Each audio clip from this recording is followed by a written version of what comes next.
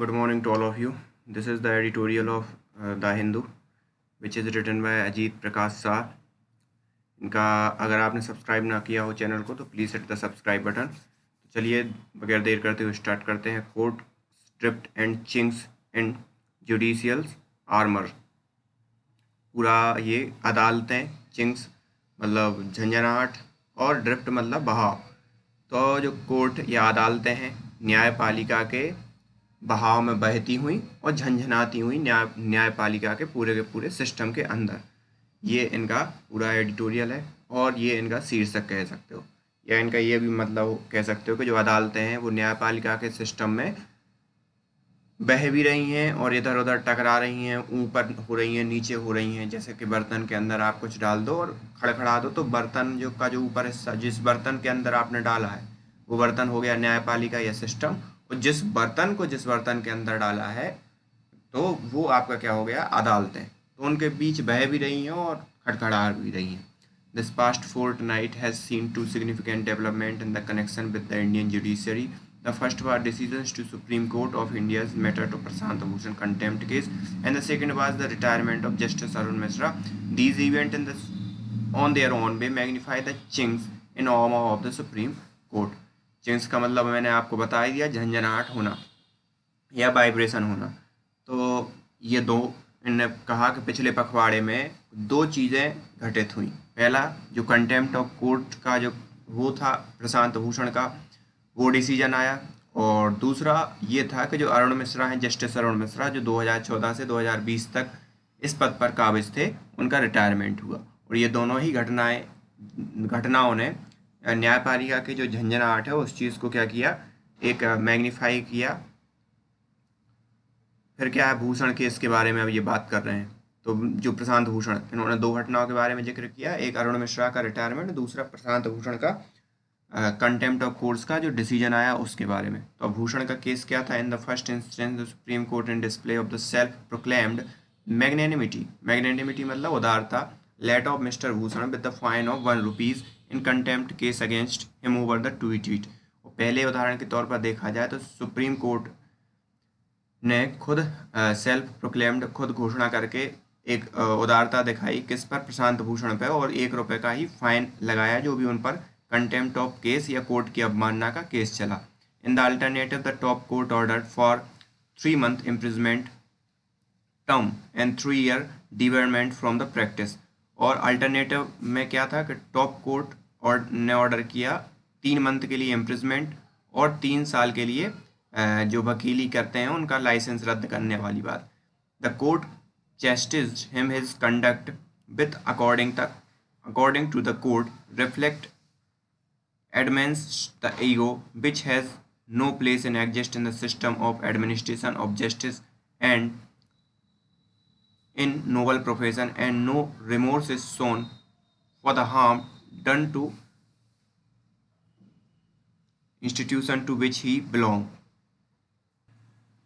तो court chested मतलब उनको सजा दी या दंड दिया, किसका, उनके जो कंडक्ट या उनका जो व्यवहार था उसके लिए. Which according to the court, जो कि एक कोर्ट के अकॉर्डिंग था. Reflect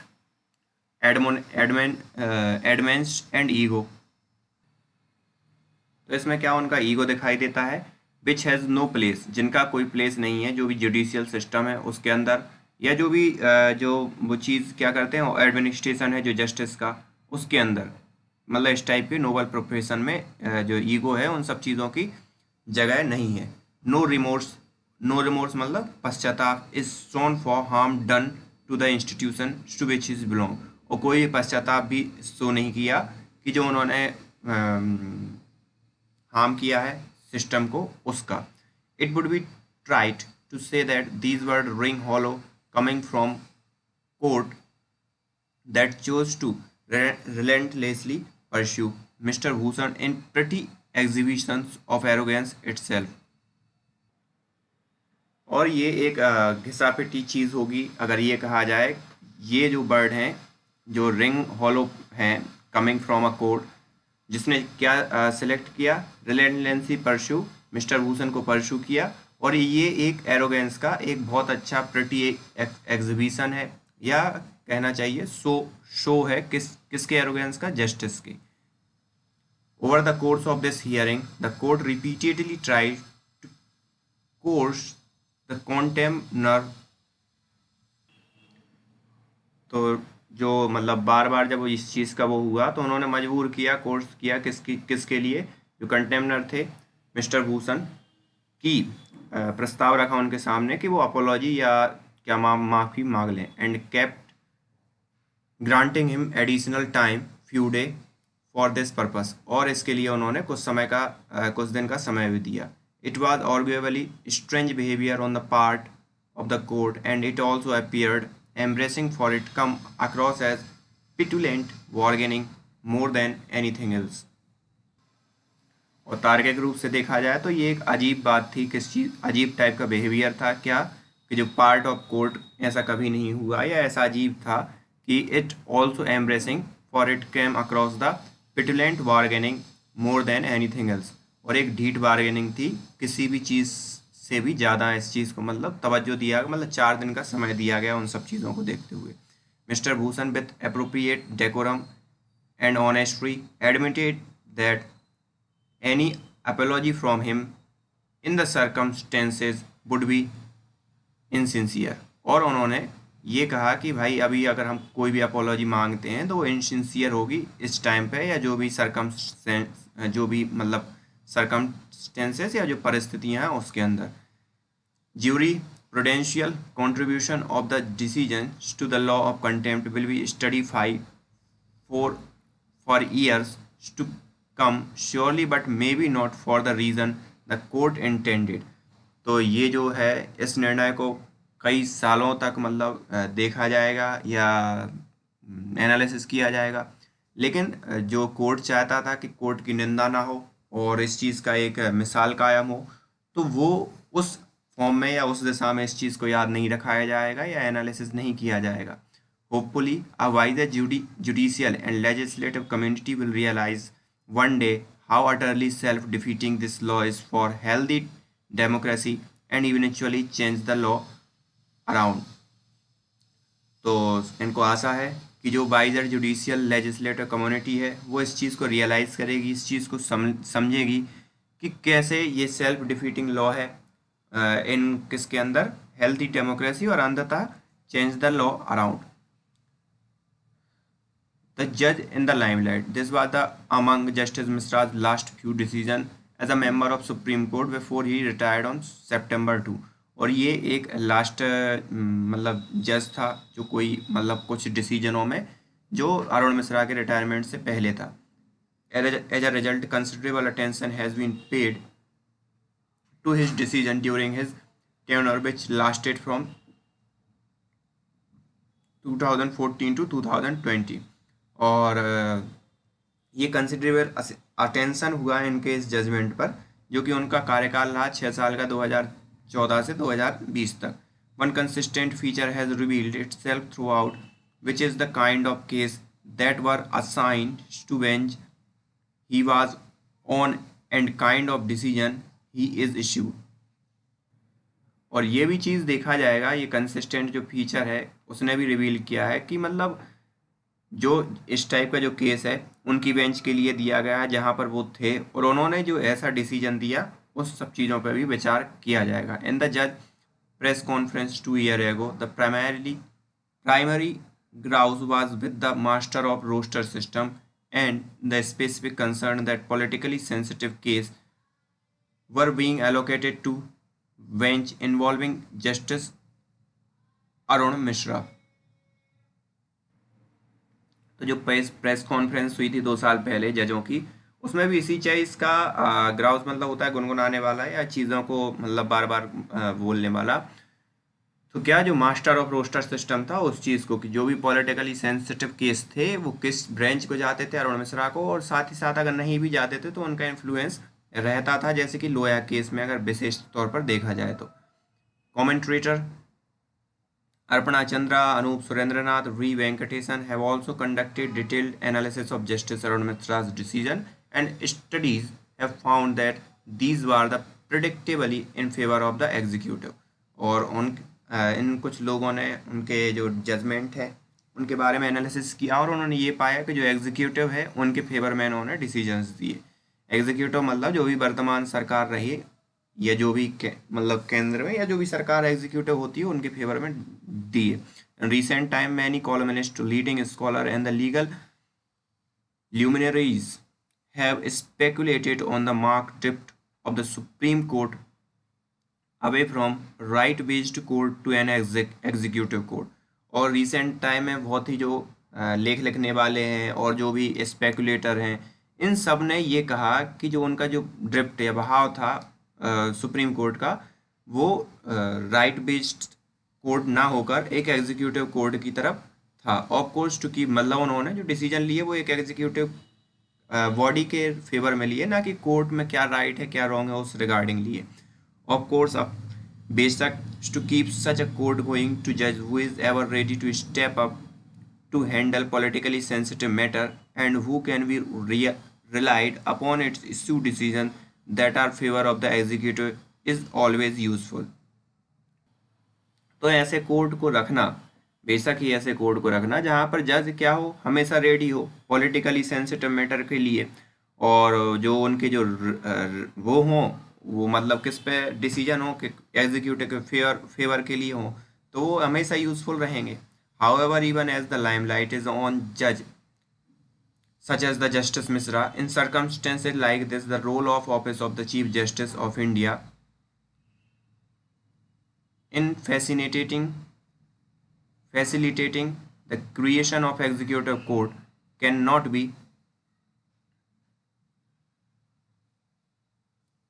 ignored. तो जो भी इन्होंने कोर्ट को जो कैसे बना दिया कि एग्जीक्यूटिव कोर्ट में तब्दील कर दिया जस्टिस अरुण मिश्रा ने, तो वो उसको इग्नोर नहीं किया जा सकता। Allegation and the suspicions have been voiced from the within as well, with justice Kurian Joseph suggesting that the assignment of the work in the court during justice Dipak Misra's tenure was remote controlled. जो भी आरोप प्रत्यारोप हैं या जो suspicion हैं या जो मतलब वो है, तो वो मतलब खुद ही उस कोर्ट के अंदर से ऐसी वॉइस या ऐसी आवाज़ें उठी, जैसे कि जस्टिस कुरियन ने कहा कि भाई जो असाइनमेंट है वर्क का कोर्ट के अंदर दीपक मिश्रा के कार्यकाल के समय वो रिमोटली क्या था, कंट्रोल्ड था। During his time 2 judgment were delivered by the CGI bench in matter of which himself was a party.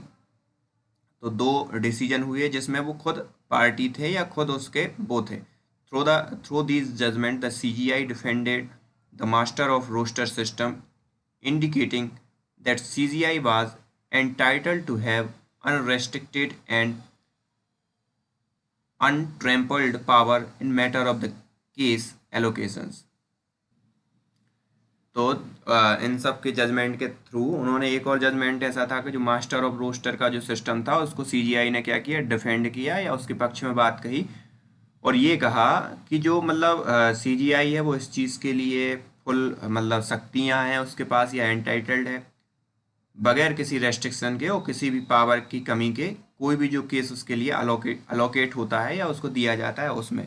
After the press conference one hoped that would be rethinking on this, but nothing has really happened and things have continue in same way since.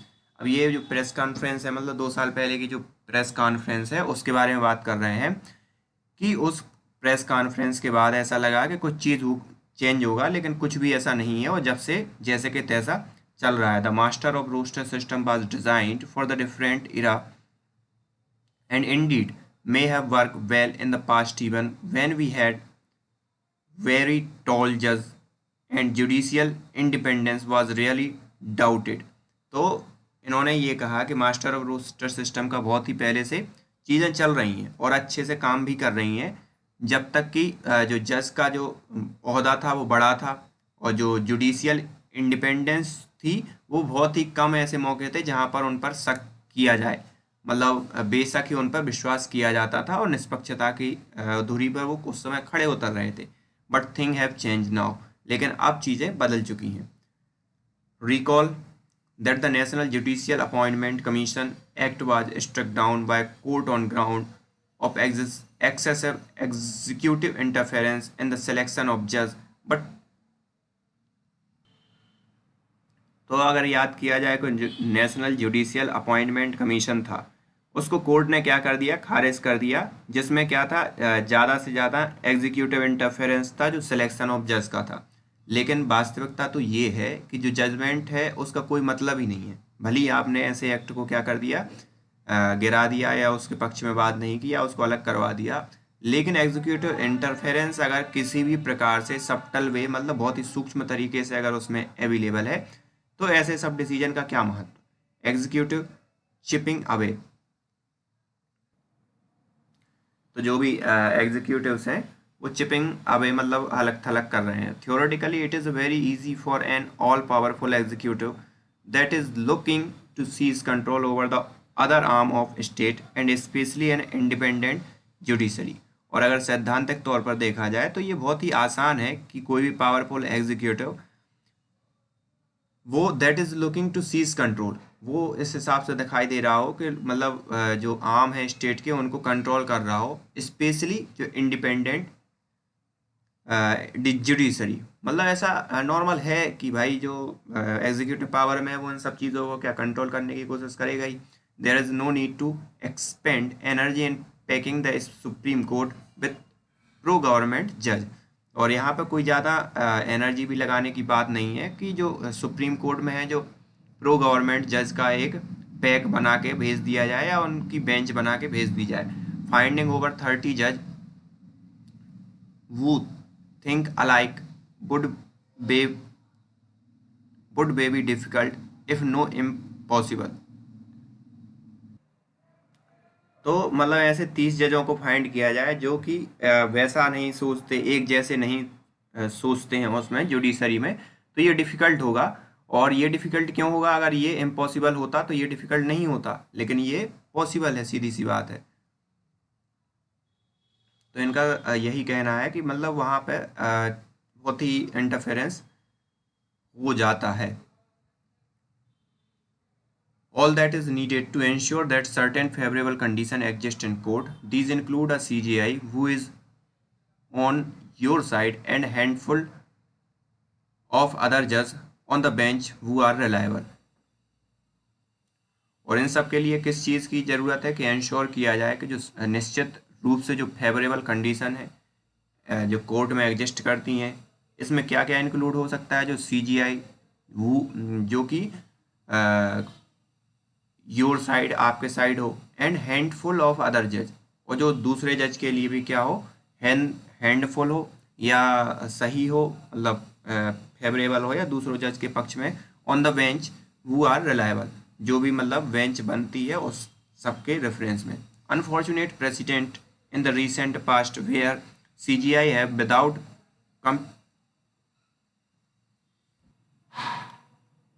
Compunction accepted politically colored post retirement opportunity have not really helped। तो मतलब ये unfortunately या दुर्भाग्यपूर्ण ये है कि precedents in the recent past, जो recent past के जो CJI है, हैव विदाउट कंपल्सन, बगैर किसी मलाल के, accept politically coloured post, accept करते हैं पॉलिटिकली कलर्ड, अब ये retirement opportunity have not really help. तो जो मतलब वो एक्सेप्ट करते हैं बगैर किसी मलाल के, जो पॉलिटिकली जो एग्जीक्यूटिव बॉडी उनको प्रभार देती है, यहाँ पे मैं मेंशन नहीं करना चाहूँगा। इनका एक मतलब ये है कि अभी आपने देखा होगा किसी CJI ने एक एग्जीक्यूटिव पावर में के अंतर्गत एक्सेप्ट कर लिया है, तो कॉम्पिटेंस ऑफ द जज become irrelevant in this scheme of thing. और इससे क्या है, जो उनकी कैपेसिटी है या सक्षमता है जो जज की, वो इनरेलेवेंट हो जाती है, अप्रासंगिक हो जाती है, जो इस टाइप की स्कीम और थिंग के अंतर्गत अगर ऐसी होती तो सभी फिर फेवर में बात करने लगेंगे। The combination of opaque system like the master of roster and the certain kind of CJI are sufficient to destroy all that considered precarious by independent judiciary. और इस टाइप का जो पारदर्शीपना है या इस टाइप का जो सिस्टम है जिसमें मास्टर ऑफ रोस्टर कौन रहता है, जज रहता है, और साथ ही साथ जब वो जज रिटायर होता है तो उसके लिए एक अच्छा पद भी मिल जाता है। तो ये पूरे के पूरे जो इंडिपेंडेंट जुडिशियरी प्रिकेशियस मतलब इंडिपेंडेंस जुडिशरी को क्या कर देगा, खत्म कर देगा। Of course this is far from being hypothetical scenario and is in fact playing out in India right now. और कोई ऐसी मतलब बेशक ही ये चीज़ अभी बहुत दूर है हाइपोथेटिकल सिनेरियो से, और लेकिन जो अभी हो रहा है वो वर्तमान में इसी टाइप की चीज़ें हैं। The truly independent and competent जजेस in the court have been relegated to adjudicating private dispute and are considered consequential। तो जो वास्तविकता में जो इंडिपेंडेंट या स्वतंत्र होते हैं और जो सक्षम जज होते हैं वो क्या कर देते हैं, अलग थलग कर देते हैं इस टाइप के निर्णय को, जैसे कि प्रशांत भूषण का निर्णय था, और इनको अप्रासंगिक कंसीडर करते हैं, मतलब इन सब चीज़ों पर ध्यान नहीं देते। Many commentators have already pointed out how the last 3 CGI all use the power anointed upon themselves via the master of roasters to entrust sensitivity and important matter to bench involving justice Arun Mishra. तो जो last के जो 3 CGI हैं, या तो उन्होंने क्या किया, पूरी की पूरी पावर को खुद में ही लपेट लिया, अनवाइंट कर दिया, खुद में ही समेट लिया as a master of roster, और इस चीज़ को बढ़ावा दिया इस संविधान उसको, और कि इम्पोर्टेंट जो मैटर की बेंच इन्वॉल्विंग है, important matters to bench involving justice Arun Mishra. तो जितने भी इम्पोर्टेंट मैटर हैं वो किसके पास जाए, अरुण मिश्रा के पास जाए। The other thing to note is that reliable judge not only ensure that the pro-executive nature of court is sustained but also serves to protect the CGI in time of crisis। और इस type के जो है, जो अगर दूसरी चीज़ भी note करने अगर देखा जाए तो जो रिलायबल जज हैं वो ना केवल इस बात की इंश्योर करते हैं कि जो प्रो एग्जीक्यूटिव मतलब एग्जीक्यूटिव पावर के समर्थन में जो हैं नेचर की कोर्ट बने, साथ ही साथ ये भी हो कि जो CGI है उसको भी प्रोटेक्ट करें। Again this is not mayor theory और स्पेकुलेशन, और ये केवल थ्योरी और मतलब स्पेकुलेशन या जो अटकलें हैं, अटकलबाजी वो नहीं है। As an example the medical admission scam case during the Justice Deepak Misra tenure, as a CGI was handed over the Justice Arun Mishra's bench। तो CGI ने किसको हैंडेड कर दिया था, अरुण मिश्रा को, जो केस था ये। Similarly the infamous hearing of justice Gogoi sexual harassment case included justice Arun Mishra, और जो CGI गोगोई का केस था वो भी किस में इंक्लूडेड था, अरुण मिश्रा के केस में शामिल हो गया था। तो ये कुछ केस ऐसे हैं कि CGI को मतलब डिफेंड करने के लिए भी है और एग्जीक्यूटिव पावर को भी बचाने के काम करते रहते हैं। The European example, there is enough evident that the master of roster system does not work any more. और यहाँ पे बहुत से ऐसे एग्जाम्पल हैं कि जो मास्टर ऑफ रोस्टर या सर्वे सर्वर CGI का होना ज़्यादा वर्क नहीं करता है। What we need today is legal certainty and rule based mechanism for allocation of case. तो अब यहाँ पे ये है कि जो हमारे लिए ज़रूरत क्या है वर्तमान में, कि जो एक लीगल विधायिका हो, किस चीज़ की कि जो रूल बेस्ड मैकेनिज्म हो, जो भी केस अलोकेट होते हैं उन सब के बारे में, कि मतलब उसका एक रैंडमली सिलेक्शन हो, ना कि एक मतलब आपके मंतव्य आपके हितों को ध्यान में रखते हुए किसी को वो दिया जाए, केस दिया जाए। This rule can be that case are allocated randomly, तो वही randomly, but any kind of rule can be implemented only if जज themselves take stand and decide. लेकिन कोई भी रूल या ऐसी व्यवस्था तभी बनाई जा सकती है जब जो जज है वो खुद इस चीज़ का स्टैंड लें और इस चीज़ को डिसाइड करें। There should be agreement that no discretions can be allowed, for that is the root cause of so many of our trouble. और यहाँ पर एक एग्रीमेंट होना चाहिए कि यहाँ पर कोई भी कार्य की स्वतंत्रता ना हो, मतलब कैन बी अलाउड नहीं हो सकती। और यही क्या है, इन सब चीज़ों का एक रूट कॉज है, इन सब चीज़ों की, या इन सब जो ट्रबल्स हैं या इनकी जो परेशानी है। A case allocation system that is neutral and rule based will prevent bench packing and demonstrate neutrality, impartiality and transparency। और इन सब चीज़ों की जब व्यवस्था हो जाएगी तो न्यूट्रलिटी मतलब निष्पक्षता, इम्पार्शलिटी वो भी निष्पक्षता, मतलब किस न्यूट्रलिटी मतलब इस तरफ उस तरफ बिल्कुल आप न्यूट्रल हो चीज़ों को लेकर, और ट्रांसपेरेंसी मतलब पारदर्शिता उसमें समाहित हो पाएगी। All this in turn ensure that court are protected from outside interference। और सभी का ये मतलब है कि जो कोर्ट है उसको प्रोटेक्ट करना चाहिए पूरे के पूरे बाहरी इंटरफेरेंस से। Improve public confidence in the impartiality and independence of judiciary. और उसमें पारदर्शिता और स्वतंत्रता का कॉन्फिडेंस पब्लिक डोमेन में बढ़े, इस चीज़ को एश्योर किया जाना चाहिए। Assure legitimate of the equality and fairness and protect the basic right and freedom while not compromising on them। तो जो बेसिक राइट हैं या फ्रीडम के, उनको बगैर कंप्रोमाइज़ किए डिसीजन होने चाहिए, या उसको जुडिशरी को ऐसे वर्क करना चाहिए। तो मेलेसिस मतलब अस्वस्थता कह लो, बेचैनी कह लो, आपको मतलब जो भी है, तो जो विदिन मतलब कोर्ट के अंदर क्या अस्वस्थता है, क्या बेचैनी है, या क्या व्याकुलता कह सकते हो, वो so on. There is a tendency to view the threat to judicial independence in India as emerging from the executive branch and occasionally the legislature। और यहाँ पर एक टेंडेंसी है या एक ऐसी आदत टाइप की है या इस टाइप का देखने का नज़रिया है कि जो है कि जो थ्रेट है, मतलब कि जो जुडिशियल स्वतंत्रता है in India emerging from executive branch and occasionally the legislature. तो जो जुडिशियल के लिए जो मतलब स्वतंत्रता के जो खतरा है वो कहाँ से इमर्ज होती है, एग्जीक्यूटिव ब्रांच से और ओकेजनली लेजिस्लेचर विधायिका से। But when person within judiciary become pliable to other branches it is a different story all together.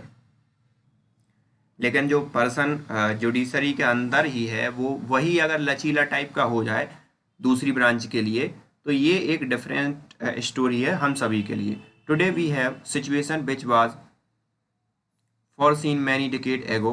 ये जो वर्तमान की जो सिचुएशन है वो बहुत पहले देखी गई थी। By CGI Y V Chandrachud when in 1985 he observed there is a great threat to independence of the judiciary from within, then without all sermonizing in the world will be of no consequence without any real change in the way things work। तो ये इस प्रकार की जो 1985 के CGI थे उन्होंने इस चीज़ को ऑब्जर्व किया था। तो उन्होंने कहा था ये there is a greater threat to independence of judiciary. जो जुडिशरी के इंडिपेंडेंस के लिए ये बहुत बड़ा खतरा है। फ्रॉम विद इन विदाउट मतलब खुद के अंदर ही जो लोग बैठे हैं उनसे। All the sermonising in the world will be no consequences without any real change. और जितने भी धर्मोपदेश दिए गए हैं वर्ल्ड के अंदर, विल बी नो कॉन्सिक्वेंसेज उनका कोई कॉन्सिक्वेंस नहीं होगा, विदाउट एनी रियल चेंज बगैर किसी वास्तविक परिवर्तन के।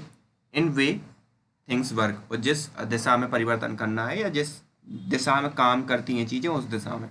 And indeed it is important to note that justice Arun Mishra's retirement is not likely to impact situation. और ये बहुत ज़रूरी है, ये वास्तविकता भी है और ये ज़रूरी भी है कि जो जस्टिस अरुण मिश्रा का जो रिटायरमेंट है ये मतलब it is not likely to impact the situation. तो ये सिचुएशन पे इम्पैक्ट नहीं डालने वाला है। He was anyway merely a manifestation of the deeper malaise in the system. बल्कि ये और डीपर हो जाएगा इस प्रकार के सिस्टम में, मलाइसिस मतलब अस्वस्थ सिस्टम में। Surely this is as good a time as any for judges of the Supreme Court to unite and seriously consider whether self-preservation Trump institutional independence.